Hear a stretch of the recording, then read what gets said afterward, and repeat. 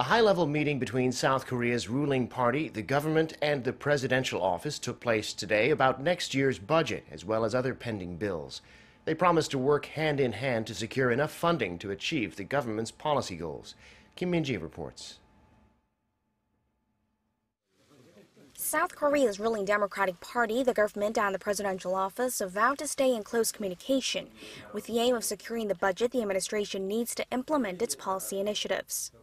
The National Assembly kicked off its deliberations last week on the 2019 budget, in which the government is asking for 470.5 trillion won, or roughly $420 billion, up 9.7% on year, the biggest hike in almost a decade. The three sides agreed that the bigger budget is needed in light of a slew of economic uncertainties, and for the government to achieve its goal of becoming an inclusive nation in which everyone prospers together. There's a lot that needs to be done to become an inclusive nation, but most importantly, we must create lots of jobs, which is one of the budget's core points. It'll be important to work together so that we can secure enough funding in crucial areas. Addressing criticism from the opposition bloc, which claims that the government is wasting taxpayer money by expanding the budget, the Blue House said they are actually trying to return the benefits to the people, rather than keeping taxpayers' money in the pockets of the government.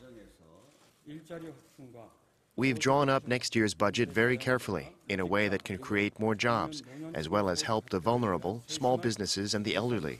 We believe the people will be able to feel the effects of the government's economic policies next year.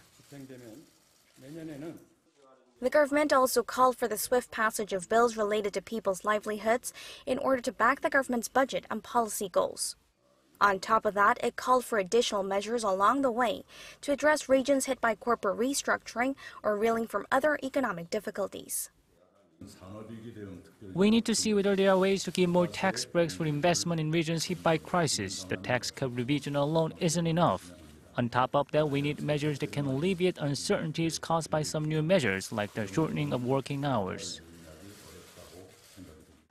The participants noted that all this requires opposition support, as the ruling party lacks a majority in parliament. The ruling party says it is willing to accept reasonable demands from the opposition and work candidly through their differences. Kim Min-ji, Arirang News.